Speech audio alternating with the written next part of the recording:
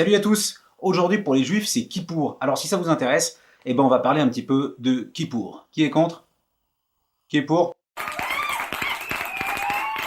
Alors Kippour, de ce que j'ai compris, c'est le grand pardon. C'est la fête la plus importante dans le calendrier juif, et c'est une journée durant laquelle ils vont pas manger, ils vont pas boire, ils vont pas se laver, ils vont pas mettre des chaussures en cuir, pourquoi pas. En fait c'est une sorte de super Shabbat, ou de tout petit ramadan. Bref, c'est une journée dans laquelle les juifs vont demander un grand pardon collectif en se comportant de la façon la plus irréprochable possible, un peu comme des anges. Et ils vont aussi demander pardon à leurs amis, s'ils leur ont fait des petites crasses. En fait, les Juifs y tiennent à se faire pardonner une petite bourde originelle qui date du temps des Hébreux.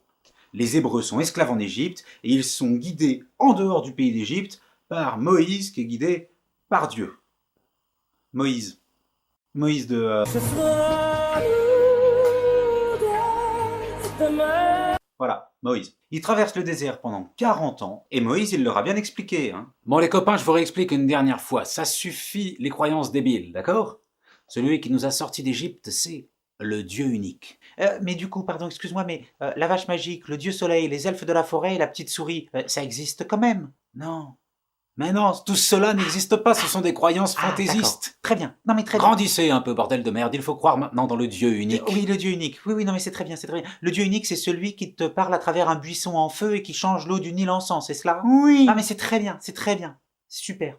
En plus, moi je retrouve mes marques. Et puis un jour, Moïse, il se barre en haut du mont Sinaï, qui est une montagne, une montagne, et Dieu lui dicte les 10 commandements. Tu ne te prosterneras pas devant les Attends.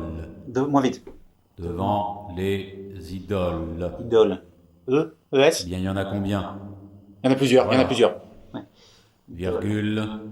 Ouais. Tu ne commettras pas l'adultère. Quoi?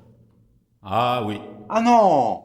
À part que le temps de tout tailler sur les petites tablettes avec des marteaux et des burins, ça prend du temps, et les Hébreux commencent à trouver que ça fait long quand même. Ces gens-là, tu les laisses tout seuls dans le désert, au bout de 2 semaines, ils pètent un plomb. Qu'est-ce qu'on va devenir dans le désert? Et là, il y a un type qui a une idée extraordinaire, il dit, on va faire fondre tous nos bijoux, on va faire une grosse vache dorée. Le Dieu unique, c'est de la connerie. Le vrai Dieu, c'est la vache dorée. Mais oui, évidemment, la vache dorée. Ouais, faut envoyer tout votre sac doré, là. pognon ou pas? Moi, j'ai gagné.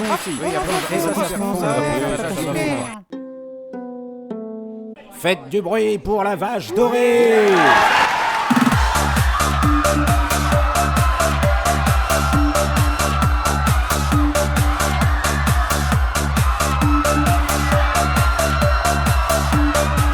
Oh les gars, qu'est-ce que c'est que ce gigantesque bordel? Ah bah putain Moïse, c'est à ce temps-là que t'arrives toi?